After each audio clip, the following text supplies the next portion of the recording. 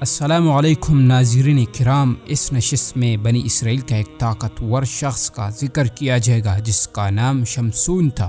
شمسون کا تعلق بنی اسرائیل کی ایک قبیلے سے تھا۔ وہ ارض المقدسہ میں پیدا ہوا تھا، یعنی شام کا علاقہ فلسطین میں پیدا ہوا تھا۔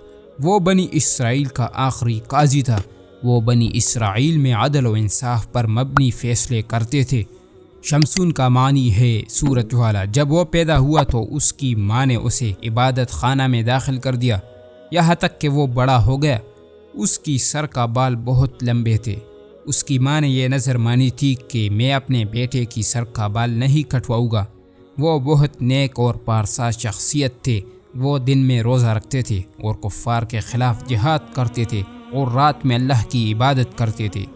کہا جاتا ہے کہ شمسون اتنا طاقتور تھا کہ وہ اپنے ہاتھوں سے لوہے کی توق اور زنجیروں کو توڑ دیتے۔ ایک دن وہ جنگل میں گیا تھا، اچانک اس پر ایک شیر نے حملہ کر دیا۔ شمسون نے اپنے ہاتھوں سے شیر کے منہ کے دونوں جبڑوں کو توڑ دیا، جس سے وہ شیر ہلاک ہو گیا۔ کہا جاتا ہے کہ قبیلہ بنی اسرائیل کے ارد گرد کے لوگ اور اقوام کافر تھے اور وہ بت پرستی میں مبتلا تھے۔ وہ اکثر بنی اسرائیلیوں پر حملہ آور ہوتے تھے، جس سے بنی اسرائیل کافی کمزور پڑ چکے تھے۔ پس شمسون نے ان لوگوں کے خلاف جہاد کا اعلان کر دیا۔ شمسون اکیلے ہی مشرکین سے مقابلہ کرتے تھے اور اللہ کی رضا کی خاطر ان سے جہاد کرتے تھے۔ جب بھی مشرکین سے لڑائی ہوتی تو گدے کا ایک جبڑا ان کے پاس ہوتا تھا، اس کے بغیر کسی سے لڑائی نہیں کرتے تھے۔ اور جب لڑائی کے دوران تک جاتے اور انہیں پیاس لگتی تو جبڑے کے پاس جو پتھر تھا اس سے میٹھا پانی بہنے لگتا، سیر ہو کر پیتے۔ انہیں ایک سخت گرفت بھی عطا کی گئی تھی کہ لوہے جیسی مضبوط چیز بھی ان پر گرفت حاصل نہیں کر سکتی تھی۔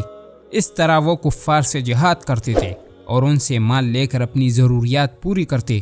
کہا جاتا ہے کہ شمسون نے ایک روز تنہا گدے کی جبڑے پر 1000 لوگوں کی مقابلہ کیا تھا اور ان سب کو ہلاک کیا تھا۔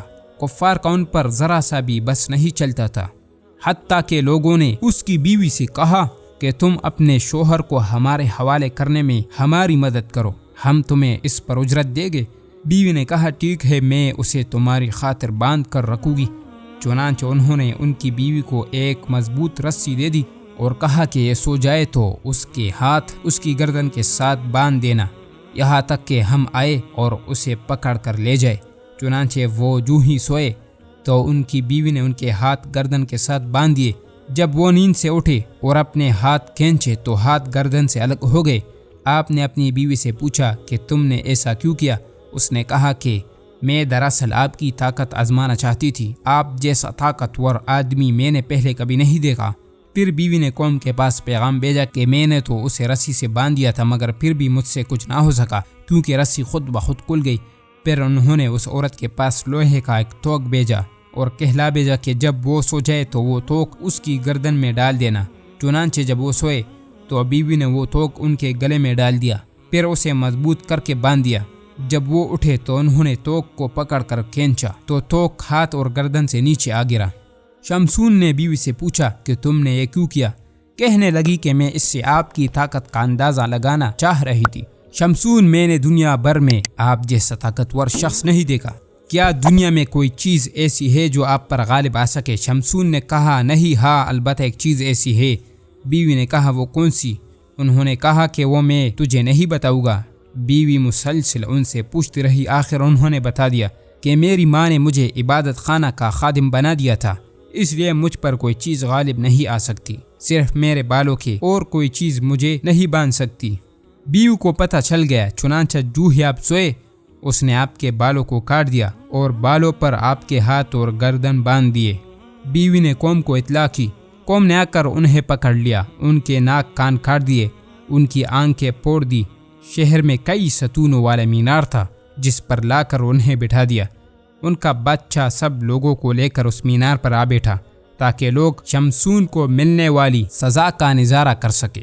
اس وقت شمسون نے اللہ سے دعا کی کہ اے اللہ، تو مجھے ان سب پر غلبہ عطا فرما اور مجھے وہ کوئی ہوئی قوت واپس عطا کر دی۔ چنانچہ اللہ تعالیٰ نے اس کی قوت دوبارہ بحال کر دی۔ شمسون محل کے اندر 2 ستونوں کے درمیان زنجیروں سے باندھ دیے گئے تھے۔ پس اس دوران وہ غصے میں آ کر ان دونوں ستونوں کو کھینچا جس سے وہ محل گر گیا۔ اس محل کے اندر جتنے لوگ تھے سب کے سب ہلاک ہو گئے، یعنی بادشاہ سمیت سب لوگ نیچے دب کر ہلاک ہو گئے، اور شمسون بھی اس محل کے اندر شہید ہو گئے۔ اس نشست کا اختتام اب ہونے والا ہے، آئندہ گفتگو جاری رہے گی۔